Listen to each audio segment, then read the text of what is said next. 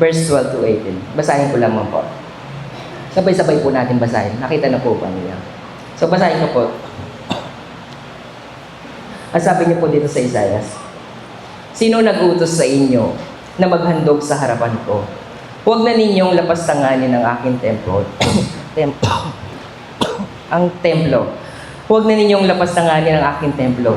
Huwag na kayong magdala ng mga handog na walang halaga. Nasusuklam ako sa usok ng insenso. Nababagot na ako sa inyong mga pagtitipon. Kung pista ng bagong buwan at araw ng pamamahinga, ang mga ito'y walang saysay dahil sa inyong mga kasalanan. Labis akong nasusuklam sa inyong pagdiriwang ng pista ng bagong buwan at ng iba pang kapistahan. Sawang-sawa na ako sa mga iyan at hindi ko na matatagalan. Kapag kayo'y nananalangin sa akin, hindi ko kayo papansinin. Kahit na kayo manalangin ng manalangin, hindi ko kayo papakinggan. Sapagkat marami na ang inyong pinaslang. Linisin ninyo ang inyong sarili at magbalik loob sa akin. At sa aking harapan, kasamaan ninyo inyong tigilan. Pag-aralan ninyong gumawa ng makatuwiran. Pairalin ng katarungan tungkol. Tulungan ng naapi, ipagtanggol ninyo ang mga ulila at tulungan ng mga biyuda. Halikayo at tayo magpaliwanagan, sabi ni Yahweh. Gaano man kapula ang inyong mga kasalanan, kayo'y aking papuputiin tulad ng yelo o bula. Amen? Amen po ba? So sa araw na ito, base po sa teksto po natin binasa. So yung title po natin is Building a Strong Foundation with God.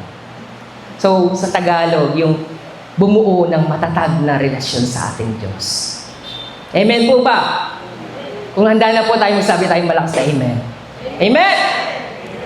So, base po sa teksto na ating binasa ngayon, napansin natin yung karakter ng ating Panginoon. Nagagalit siya sa mga Israelite.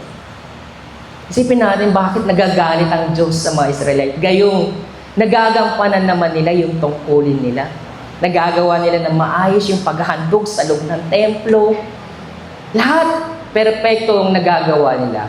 Pero sa kabila nun, nagagalit ang Diyos. Sa palagay niyo po kung bakit? Binanggit ng Diyos yung bagay na kinagagalit niya. Nasusuklam ako sa inyong pagtitipon. Kahit nga yung araw ng linggo, nasusuklam ang Diyos sa ginagawa nila. Kasi may isang bagay na ayaw ng Diyos. Yung kasalanan. Ayaw ng Diyos ng kasalanan. Sa buhay po natin as a Christian, sabihin na lang natin na may kanya-kanya tayong tungkuling ipinagkaloob ng Holy Spirit. Merong music ministry, merong mga elder, merong mga usher. Iba't iba ang tungkulin ng bawat isa. Iniisip natin lahat tayo nagagawa natin na maayos ang tungkulin natin. Hanggat nagagawa natin na maayos yung tungkulin, hanggat na-perfect natin yung lahat ng mga gawain sa loob ng simbahan, hanggat wala tayong nakikitang mali sa puso't isipan natin, walang pagkakamali. Tama po ba? Tama, di po ba? Hindi natin na mapapansin na nagagalit ang Diyos. Hindi natin maiisip na nagagalit ang Diyos. Kasi nga, maayos yung ginawa ko. Nagawa ko nang na-deliver ko ng maayos. Naging maayos yung worship pag-lead ko. Naging maayos yung pagigitara, pagdadrum, pagpipiano, lahat nailinis, naiayos ko yung buong simbahan. Lahat ng yan is maayos. Pero tanungin niyo ang Panginoon. Nalulugod ba ang Panginoon sa iyo? Although nasa standard natin, maayos. Sa standard natin, tama. Pero sa harapan ng Panginoon, naitanong niyo ba, kahit maayos yung nagawa ninyo, nalulugod ba ang Panginoon? May bagay po tayong hindi nakikita. Nakikita lang natin yung mga bagay na ginagawa natin is mabuti. Kaya nga, yung standard natin, maayos sa harapan ng Panginoon. Hindi natin nakikita ang isang bagay na pang-spiritual. Na tanging ang Panginoon ang nakakaalam. Ito yung kasalanan ng bawat isa po sa atin. Ang kasalanan po natin, kaya po nating itago yan. Kahit sa ating mga katabi po natin, kaya nating isikreto kung ano yung katauhan ng bawat isa po sa atin. Kaya nating isikreto kung ano mga pag-uugali natin. Kaya natin. Sa loob ng simbahan, masaya po tayo. Sa loob ng simbahan, mabuti tayo. Pagdating po sa loob ng tahanan, andun po, nagtatago yung ating katauhan. Alam ng Panginoon ang bawat pagkakasala. Alam ng Panginoon yung ating mga kahinaan. Pero tayo po, tinitignan po ba natin yung part na yun na kung saan may kasalanan tayo sa harapan ng ating Panginoon? Alam naman natin na ang lahat ng tao ay makasalanan. Yes po, tama po. Lahat ng tao ay makasalanan. Alam ng Diyos yan. Kaya nga nahabag ang Diyos sa atin. Kaya nga ibinigay niya ang kanyang bugtong na anak. Nang sa gayon, tayong lahat ay magkaroon ng kapatawaran. Kasi alam ng Panginoon na tayong lahat ay hindi natin kayang mapatawad ang ating mga kasalanan. Kaya ginawa ng ating Panginoon, siya mismo nag-sacrifice. Ibinigay niya ang kanyang bugtong na anak. Nang sa gayon, magkaroon tayong lahat ng kapatawaran sa ating mga kasalanan. Ngunit ang tanong, pagkatapos na mag-alay ang Panginoong Jesucristo ng kanyang buhay, hindi ka ba nagkasala? Hindi ka ba gumawa ng kasalanan? Hindi ka ba nagpatuloy sa pagkakasala? Lahat po tayo nagpapatuloy sa pagkakasala. Lahat po tayo ay gumagawa ng kasalanan. Lahat po tayo is paulit-ulit na nagkakasala. Bakit po tayo nagsisimba? Anong purpose kung bakit kayo nandito? Dapat alam po ninyo kung anong dahilan. Sa Old Testament, pag pumasok sila sa loob ng simbahan, alam na nila kung bakit sila nandun. Kasi nga, nais nilang malinis ang kanilang mga kasalanan. So tayo mga kapatid, pumasok ka dito sa loob ng simbahan, hindi mo man lang naisip, Lord, papasok ako doon sa simbahan kasi gusto ko mapatawad ako sa aking mga kasalanan. Pero ramdam ba natin yung ganong klaseng kaisipan? May kaisipan ba tayo sa sarili natin, Lord, makasalanan ako? Hindi po natin naisip yun. Hindi po natin nararamdaman. Kaya nga ang ating Panginoon, binanggit niya dito, kahit araw ng pamahinga, nasusuklam ako sa inyong mga pagtitipon. Hindi sinanto ng ating Panginoon yung araw ng linggo. Alam niyo po kung bakit? Dahil ang Diyos ay banal. Dapat siyang sambahin sa banal na paraan. Anong sabi ng Panginoon? Sambahin niyo siya sa espiritu at katotohanan. Magtago man tayo sa likod ng kagandahan na pinapakita natin sa harapan ng tao. Sa likod niyan, nakikita yan ng ating Panginoon. Ilang pader man ang itakip mo sa iyong sarili, sa iyong mga kasalanan, nakikita yan ng ating Panginoon. So sa harapan ng ating Panginoon, ramdam niyo ba yung presence na ang Diyos ay maluwalhati at siya'y banal at ikaw naman ay isang makasalanan? Alam po ba natin yung klase ng relasyon natin sa harapan ng ating Panginoon? Hindi natin nararamdaman yun. Kasi nga, hindi natin sinisik si Lord sa buhay po natin. Once na sinik mo si Lord, doon palang marirebuild sa iyo yung kasalanan. Doon mo lang mararamdaman na ikaw ay napakarumi sa harapan ng Diyos. Once na sinik mo talaga si Lord sa puso mo. Pero dahil nga hindi mo sinisik si Lord, wala lang sa iyo. Kahit na magsimba ka, kahit na mag-ministry ka, kahit lahat ng bagay na gawin mo, ibigay mo man lahat ng kayamanan mo sa Panginoon. Kung wala ka naman pag-ibig. Ano yung pag-ibig na yon? Yung relasyon mo sa Diyos. Kung tatanungin ko po kayo, kilala niyo ba ang Panginoong Yesus? Siyempre, kilala niyo. Lahat kayo kilala ninyo. Pero kung tatanungin tayo ng Panginoong Yesus, Lord, kung tayo magtatanong, kilala mo ba ako? Baka sabihin sa iyo ng Panginoon, hindi kita nakikilala. Ikaw na gumagawa ng masama. Ano sabi ng Panginoon? Panginoon, hindi lahat na tumatawag sa akin na Panginoon ay papasok sa karin ng langit. Dito pa lang yan sa loob ng simbahan. Paano pa kaya sa loob ng langit? Anong sabi ng Panginoong Yesus? Ang papasok lang sa karin ng langit, yun lamang sumusunod sa kalooban ng aking Ama. Kapag sinabing sumusunod sa kalooban ng Ama, may commitment ka. May commitment ka sa Panginoon. Kapag sinabi ko kay Sister Grace, maglinis ka. May utos ang Panginoon, ganoon. Ganyan yung sinasabi kong example. Pag sinabi ng Panginoon, sundin mo ang aking kalooban, ibig sabihin, meron siyang utos na dapat mong pakinggan at dapat mong sundin. So tayo mga kapatid, gaano kalalim at gaano kalaki yung relasyon natin sa harapan ng ating Panginoon? Gaano, naisip niyo ba yung bagay na, oo nga no, ang tagal ko na sa Christian, bakit hindi ko ramdam yung ganitong klaseng pakiramdam na masaya akong naglilingkod sa Panginoon?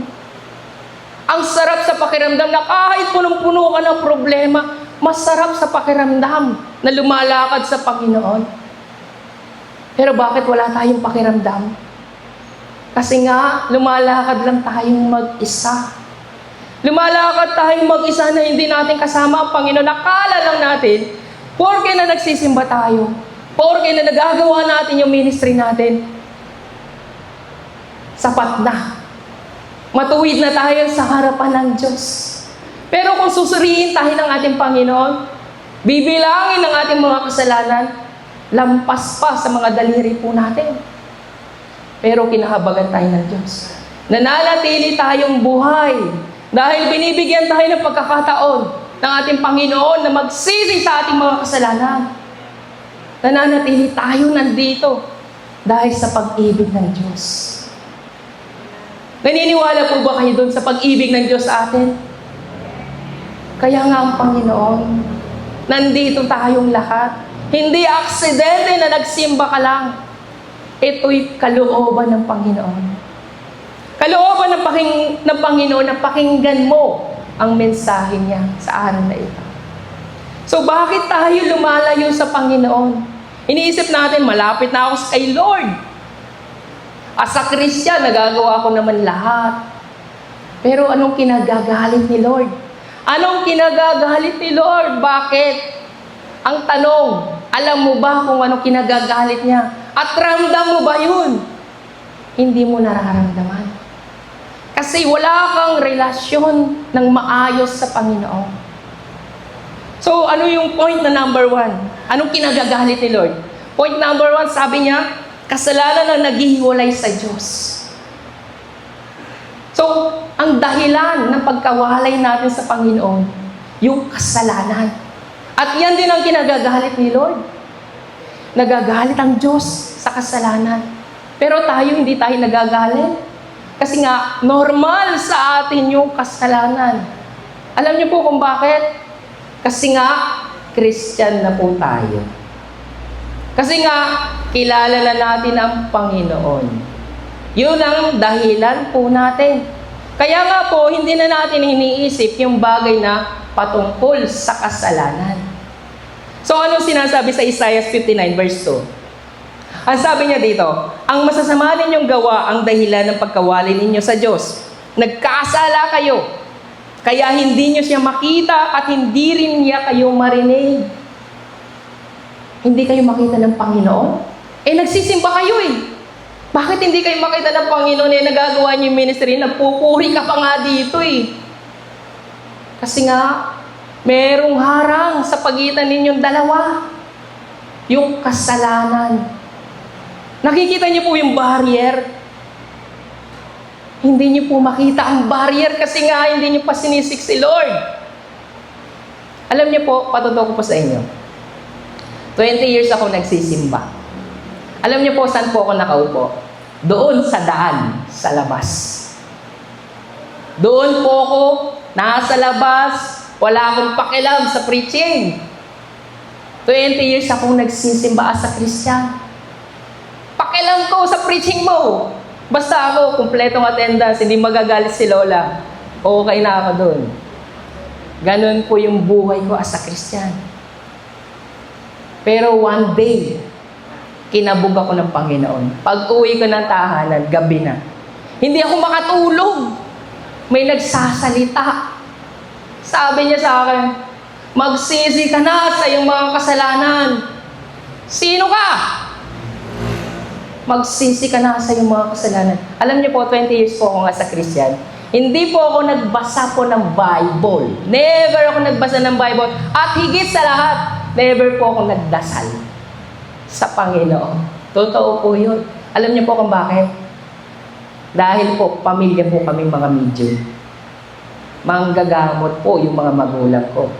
So, bilang bunso, ako po yung may papamana sa akin, yung pagiging medium. So, nasa akin yung mga agimat, kahit na ako isang Kristiyano na. Kasama ko si kamatayan, saan man ako magpunta. Yun po ang katotohanan as a medium. Si kamatayan bilang bodyguard ko. Si kamatayan bilang tagapagtanggol ko sa mga nangaapi sa akin. Siya yung aking guardian angel, si kamatayan. Ganun po yung buhay ko as a Christian dati. Pero, kinabog ako ng Panginoon. Sang gabi lang yun. Hindi ako tinigilan hanggang sa madaling araw. Magsisi ka. Anong pagsisisihan ko? Never nga ako nagdasal. Pagsisihan mo ang iyong kasalanan. Alam niyo po, paulit-ulit siya nagsasalita. Hindi nga kita kilala nung ba't ako magsisisi. Pero alam niyo po, pinaluhod ako ng Panginoon. Umiyak ako ng umiyak na hindi ko alam ang dahilan. Nagdasal ako sa Panginoon ng 3 bagay lang. Kasi hindi nga ako nagdarasal. Wala akong alam kung paano magdasal. Unang dasal ko sa Panginoon, patawarin mo ko. Sige, patawarin mo ako sa aking mga kasalanan. Ang ikalawa, nais kitang makilala. Ang ikatlo, iparanas mo sa akin sa buhay ko kung sino ka. Alam niyo po, paggising ng umaga, naisip ko mag-a-apply ako sa Korea.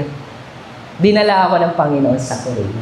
Doon hinubog ako ng Panginoon sa pananampalataya. Doon ko naranasan kung paano ako turuan ng Panginoon. Binasa ko yung buong Bible ng paulit-ulit. Tinapos ko yung Bible ng paulit-ulit. Pero wala akong natutunan. Alam niyo po kung bakit? Dahil mainit lang ako sa pananampalataya. Pero hindi ko alam, hindi pala ako sa sarili ko. Kinakailangan ko nang magkaroon ng relasyon sa Panginoon. Alam niyo po ano nangyari? Ang dami kong pinapakinggan mga pastor na iba-iba. Nakikinig ako sa YouTube kung ano-anong pinapakinggan ko. Hanggang sa isang araw, na-realize ko, wala pumapasok sa isipan ko. So, sabi ko sa Panginoon, Lord, tatanggalin ko lahat ng mga pinapakinggan kong iba't ibang mga pastor. Holy Spirit, mangusap ka sa akin. Turuan mo ako patungkol sa iyong mga salita. Ikaw mismo magiging pastor ko. Wala akong magiging isang pastor, maliban sa pastor na dinadaluhan ko ngayon, at ikaw na Holy Spirit. Alam niyo po, pagpunta ko ng company, nag-start yung tunog, nangusap si Holy Spirit. Habang nandun ako sa company, nagpupuri ako sa Panginoon. Sabi niya, buksan mo ang bintana. Nakikita mo ba yung mga naglalaki ng mga building na yan? Opo. Lahat ng yan ay iguguhog ko sa huling araw. Ang lahat ng mga nakikita mo ay walang kabuluhan. So doon nag-umpisa yung relasyon ko sa ating Panginoon. Doon nag-umpisa yung pangungusap sa akin ng Holy Spirit. So kahit anong sabihin ng Holy Spirit habang nasa kampanya ko, sinusulat ko po sa papel. May bit-bit akong extrang ballpen at papel. Dahil nagsasalita na si Holy Spirit, sinusulat ko lahat. Alam niyo po, pag-uwi ko ng bahay, bubuklatin ko yung Bible. Kung anong nakasulat doon sa papel na binigay sa akin ni Holy Spirit, yun eksakto. Mababasa ko po sa Bible. Totoo po yun. Yun po yung sinasabi ko sa inyo na pakikipagrelasyon sa Panginoon. Once na may relasyon ka sa Panginoon, maririnig at maririnig mo siya. Maririnig at maririnig mo si Holy Spirit. Pamilyar po ba kayo kay Holy Spirit? Kung pamilyar kayo kay Holy Spirit, alam niyo ba na ang si Holy Spirit ang siyang bubuhay sa inyo? Sa inyong mga katawang mamamatay? Paano kayo mabubuhay sa huling araw kung wala sa inyo si Holy Spirit? Kaya nga, hindi tayo makakaharap sa Diyos eh. Makasalanan tayo. Kailangan natin si Holy Spirit. Sapagkat, sa pamagitan ng Holy Spirit, nagiging banal po tayo. Hindi tayo karapat dapat sa harapan ng Diyos. Ngunit, sa pamagitan po ng Holy Spirit, tayo ay nagiging karapat dapat sa harapan ng Panginoon. Tignan niyo po yung katabi niyo. Kasama niyo ba si Holy Spirit ngayon? Baka hindi niyo po kasama si Holy Spirit. Paano ka maliligtas pag dumating si Jesus? Paano ka magkakaroon ng buhay na walang hanggan kung namatay ka na? Kung wala sa iyo yung Holy Spirit. Kapatid, isipin niyo mabuti. Magawa mo man na maayos yung tungkulin mo dito kung wala si Holy Spirit at hindi mo alam kung paano ka lalakad, paano ka magkakaroon ng buhay na walang hanggan. Kaya nga ang Panginoon, dito pa lamang sa loob ng simbahan, pinapaunawa na sa inyo kung paano kayo magkakaroon ng maayos na relasyon sa Diyos. Pero bago ang lahat ng iyon, dapat mo muna maunawaan mabuti kung ano ang dahilan kung bakit ka napapalayo sa Diyos. Yun yung kasalanan. Kasalanan ang nagpapalayo sa inyo sa harapan ng ating Diyos na hindi natin nakikita, mga kapatid. So, ang daming mga taong nagsisimba na hindi nila alam kung ano bang kalooban ng Diyos o ano bang ayaw niya. Hindi natin nararamdaman yun sa panahon pong ito, mga kapatid. Ang daming mga simbahan nakakalungkot. Ang daming mga simbahan at ang daming ngayong naglipahan ng mga ngaral na hindi itinuturo yung tama magandang balita. Hindi nila itinuturo sa mga tao na dapat magsisi ang mga tao sa kanilang mga kasalanan. Bakit? Dahil ba kayo'y mga matuwid na? Dahil ba kayo'y mga walang kasalanan na? Dahil ba kayo'y mga siguradong ligtas na? Nakakasiguro po ba tayo? Mga kapatid, sa huling araw, maraming lalabas na mga false prophet na kung saan na ang daming mga miyembro sa loob ng simbahan, ang daming mga mahihikayat. Anong itinuturo? Prosperity gospel, pananampalataya, miracle, blessing. Pero ang pinakamahalaga sa lahat ay wala. Yung repentance. Paano kayo magkakaroon ng buhay na walang hanggan? Paano kayo makakapunta ng langit kung wala ang repentance? Paano kayo mapapatawad kung wala ang pagre-repent? Sabi ng ating Panginoon, walang kahit anong duming makakapasok sa langit. Sasabihin ba sa iyo ng Panginoon, anak, dahil kumpleto yung attendance mo, kahit makasalanan ka, kahit ikaw ay gumagawa ng kasalanan, kahit na ikaw ay umiinom, kahit na ikaw ay nangangalo niya, kahit na ikaw ay palamuran, kahit na masama ang pag-uugali mo, pasok ka sa langit. Dito pa lamang, mga kapatid, itinuturo na sa atin ng ating Panginoon kung paano tayo lalapit sa Kanya. Sa pamamagitan ng pagpaparealize sa atin ng Panginoon patungkol sa kasalanan. Nandito po tayo hindi para magsimba. Nandito tayo para pakinggan ang mensahe ng ating Panginoon. Nandito po tayo para lumapit sa ating Panginoon at humingi ng kapatawaran sa lahat ng ating mga kasalanan. So tayo mga kapatid, anong sabi sa Biblia na kung saan? Sa Marcos chapter 7, verse 6 to 7. Sinagot sila ni Jesus. Sabi niya, mga mapagkunwari, tama nga ang sinabi ni Isaiah tungkol sa inyo. Nang kanyang isulat, ang paggalang sa akin ng bayang ito'y pakunwari lamang. Sapagkat ito'y sa bibig at hindi sa puso bumubukal. Walang kabuluhan ang kanilang pagsamba sapagkat itinuturo nilang galing sa Diyos ang kanilang mga utos. Malinaw po mga kapatid. Napakalinaw. Na hindi mula sa puso kundi mula lang sa bibig ang pagsamba. Anong gusto ng Panginoon? Ang gusto ni Lord, maging karapat dapat tayo. Sino pong nagdasal sa inyo bago pumunta dito? Bakit hindi po kayo makapagtaas ng kamay? Hindi po ba kayo nagdasal? Lord, tulungan mo ako magtagumpay sa aking pagsamba. Nakalimutan niyong magdasal. Mga kapatid, prayer, pagpapakita po ng pagpapakumbaba. Prayer po, pagpapakita ng pananampalataya. Prayer po, pagpapakita na may relasyon ka talaga sa Panginoon.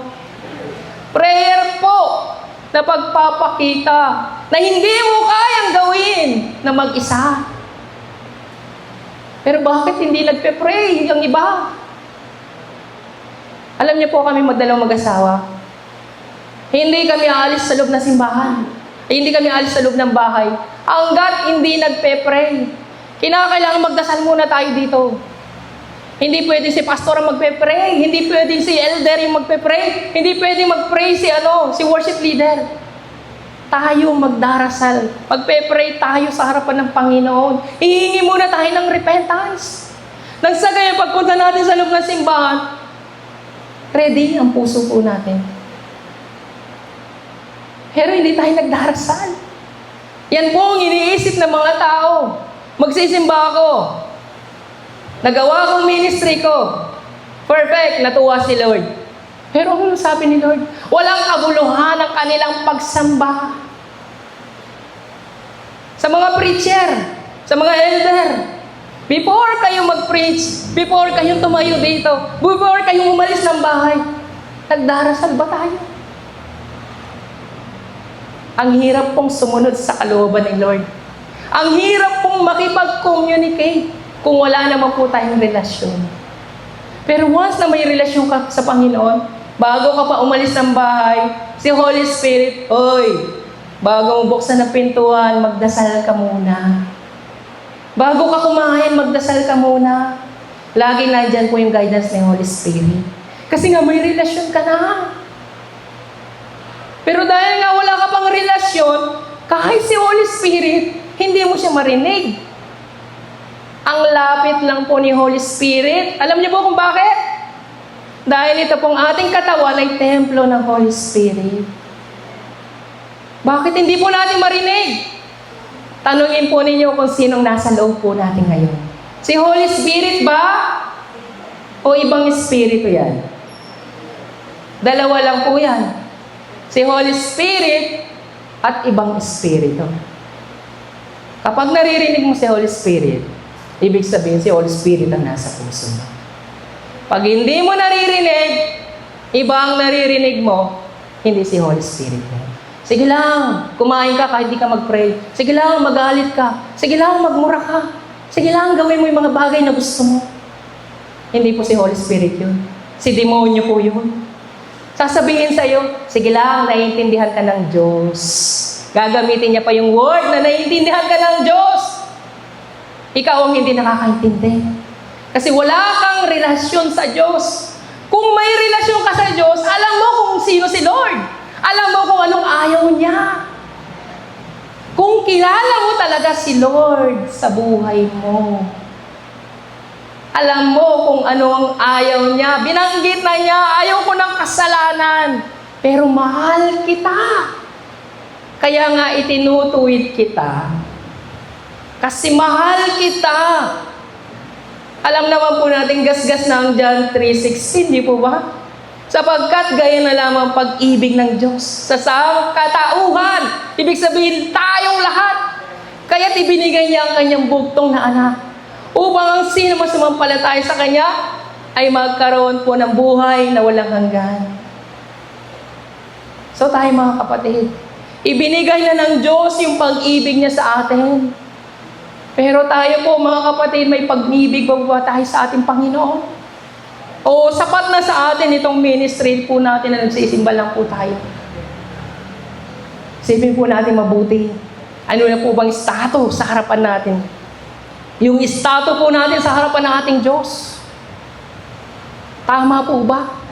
Yung ginagawa natin sa harapan ng ating Panginoon. Minamahal po tayo ng Diyos, pero nasusuklam siya sa kasalanan.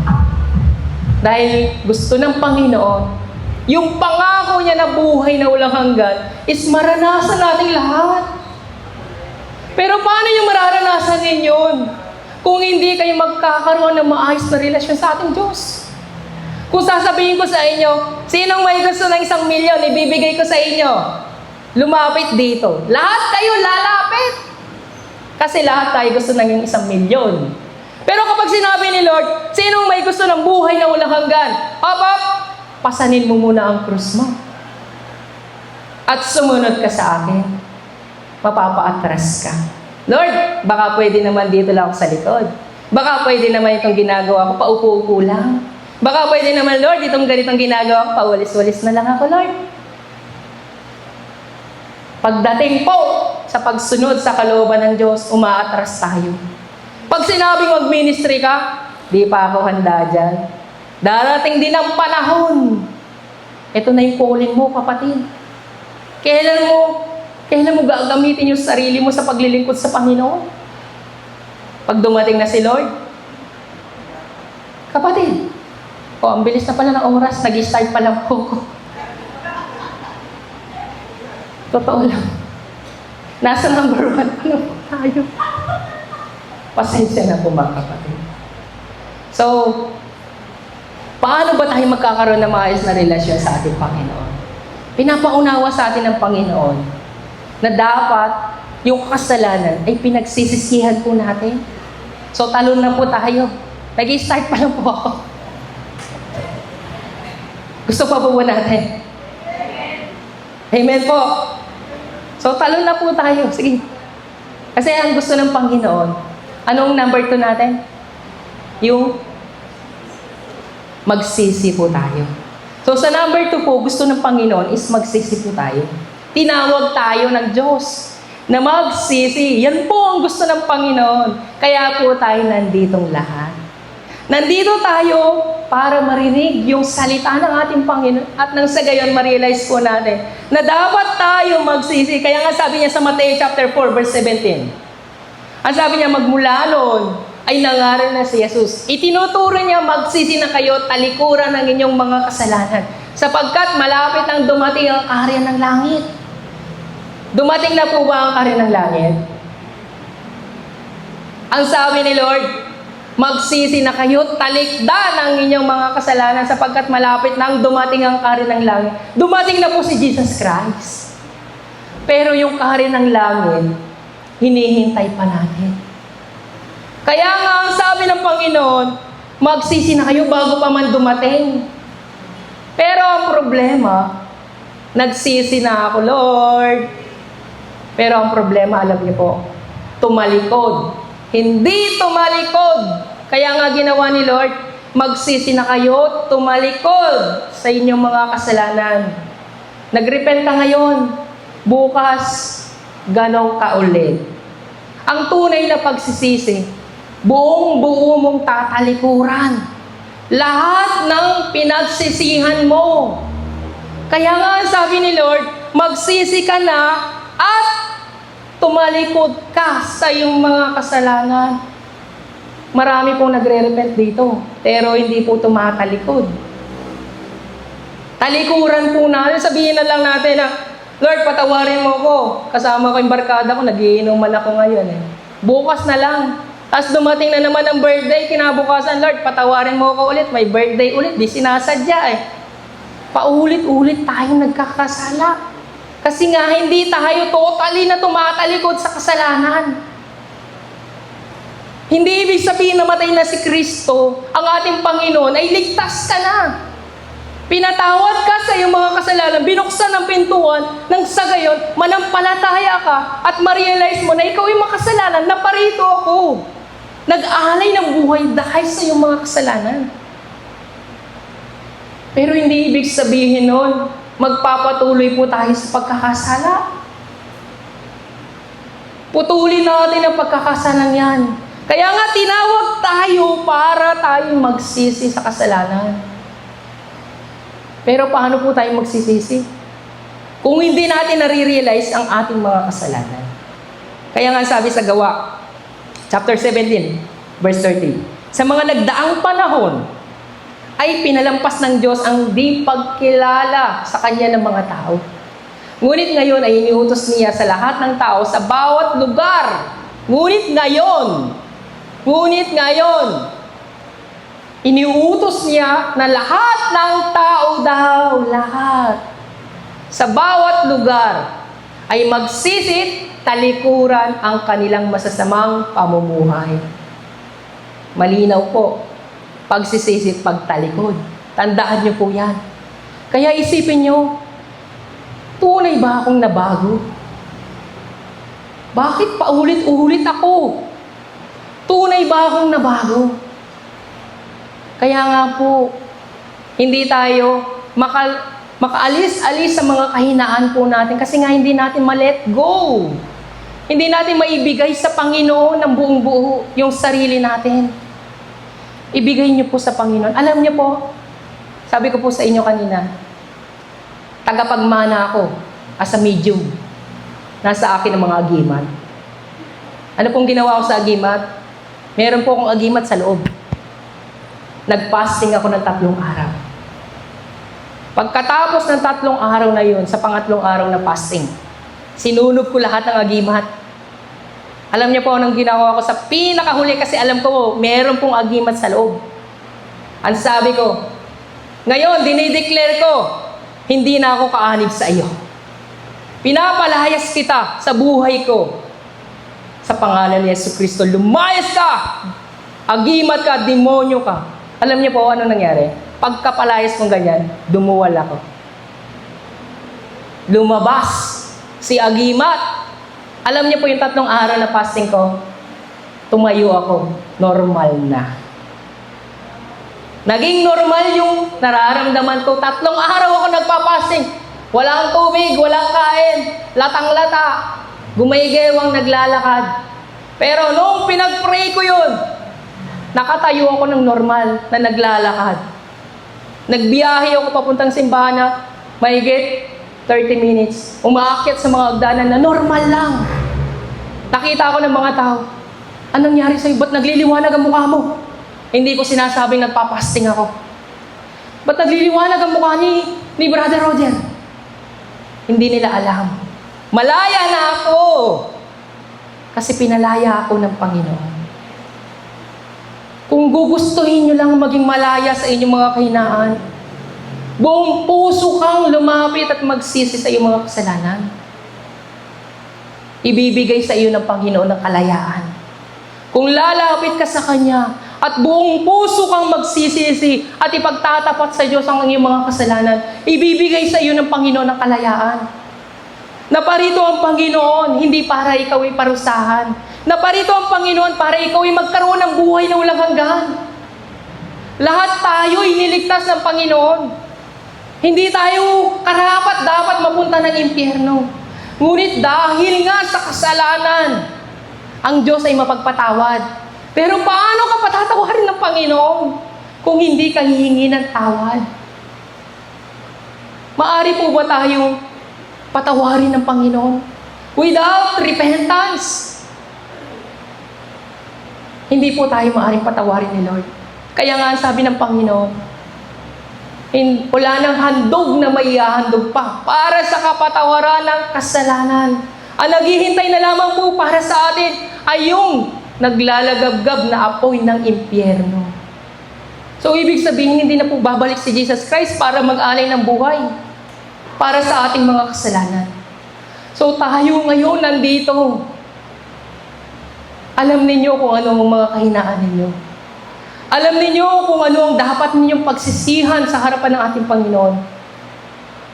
Kayo mismo nakakaalam. Ilihim nyo man yan sa inyong pamilya. Ilihim nyo man yan sa inyong mga katabi. Ikaw mismo nakakaalam kung anong mga pagkakasala na meron ka. Kung anong mga kahinaan, kung anong mga kababalaghan na ginagawa mo doon sa kadiliman. Sa panahong ito, mga kabataan, Anong hawak natin ngayon? Cellphone. Mga magulang, anong hawak ng inyong mga anak? Maliliit pa lang? Cellphone. Ganyan ba ang Christian? Hindi po ganyan ang Christian. Ang tunay na mga magulang, tunay na mga Kristiyano, hindi cellphone ang pinapahawak sa anak, kundi Bible. Alam niyo po yung pinsan ko, Kristiyano po yun. Yung anak niya, kailan lang siya pwedeng humawak ng cellphone? Sunday. After ng service. Papremyo sa kanya. Isang beses lang sa isang linggo. Pagkatapos pa ng service. Doon lang siya makakahawak ng cellphone.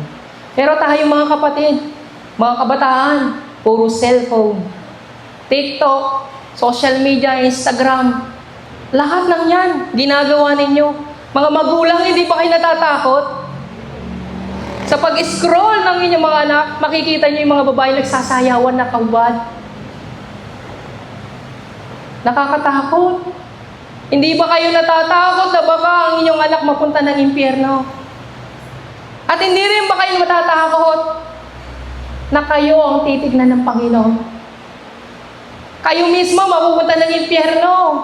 Mga magulang, as a Christian, hindi po ganyan ang gusto ng Panginoon. Kaya nga nasusuklam ang Diyos sa kasalanan. Nais ng Panginoon na mamuhay tayo nang naayon po sa kalooban ng ating Panginoon. So, nasa umpisa pa lang po tayo. Baka malay niyo po, bigyan pa tayo ng Panginoon na makabalik po ako dito. Ipagpapatuloy ko po itong preaching. Agree po ba kayo doon? Amen? Mukhang ayaw po ng iba. Amen po ba? Amen! Sa totoo lang po, nag-uumpisa po lang po tayo. Sumesenyas na po itong tatlo dito sa harapan. Ubus na po daw pong oras. Promise po, nag-uumpisa pa lang po tayo. Sa mga hindi po nakakakilala po sa akin. Kinikilala po nila ako bilang mo isang mabagsik na mga ngaral. Yung mga tao, nagagalit po sila sa akin. Ang mga tao, kahit na nagagalit sila, nahuhubog sila sa katotohanan. After nila magalit, babalik sila. Babalik sila na malinaw na kanilang isipan. Alam niyo po kung bakit? Dahil na-rebuke sila. Ako po yung tao na nangangaral na magandang balita patungkol sa pagsisisi. Kaya po, natural po. Kung dadalo po kayo po sa gawain po namin, every Sunday makakarinig po kayo ng rebuking. Familiar po ba kayo sa rebuking? Nandito po tayo para i-rebuke ng Panginoon. Tayong lahat ay isang makasalanan. Tinawag tayo bilang mga makasalanan, hindi bilang mga matutuwid. Lahat tayo dito sa harapan ng Diyos ay pantay-pantay. Maging ang pastor man ay makasalanan. Konting minuto na lang po. Okay lang po ba? Last lang. Testimony. Patotoo ko po sa inyo. Kung bakit ganito ako mangaral, wala akong ipinapangaral, kundi dapat magsisi ang lahat ng tao. Alam niyo po kung bakit? Pagpunta ko po ng langit, nakarating na ako ng langit. Ilang beses na po akong nakarating ng langit. Ilang beses ko nang nakita ang Panginoon at ang Diyos magkaiba. Isa ang Diyos, ngunit ang Diyos ay walang hugis.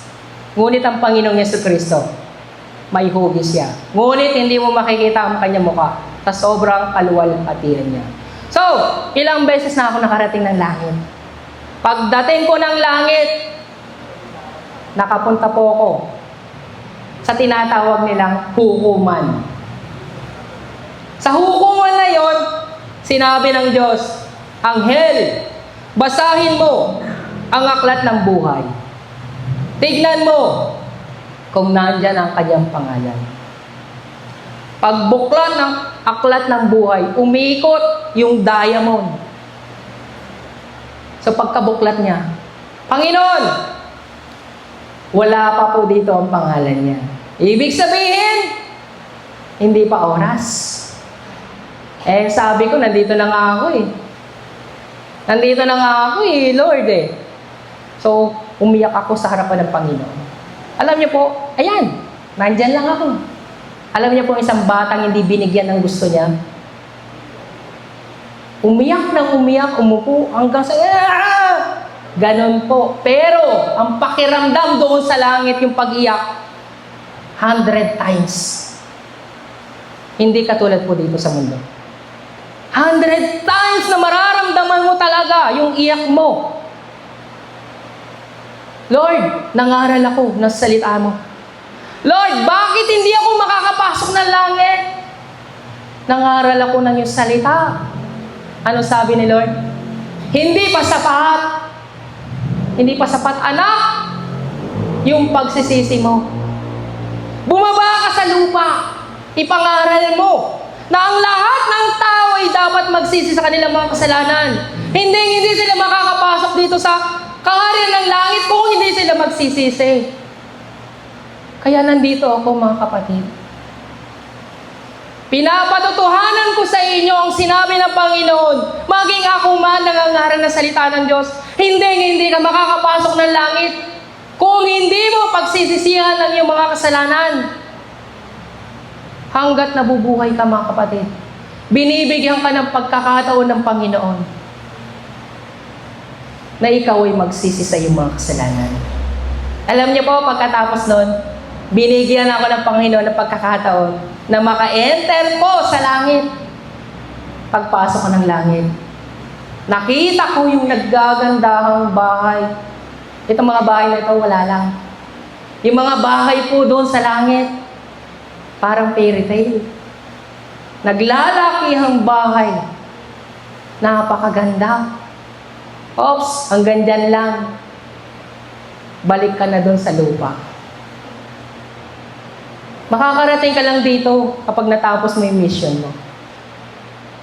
So tayo, mga kapatid, nandito po tayo bilang mga makasalanan, hindi bilang isang matuwid. Kaya nga po, habang nabubuhay po tayo, pagsisihan po natin ang ating mga kasalanan. Sa bawat araw, mag-repent po tayo ng buong puso't kaluluwa. Sincerity. So tayong lahat po, mga kapatid, sabay-sabay po na manalangin. Kahit 5 minuto lang, sabay-sabay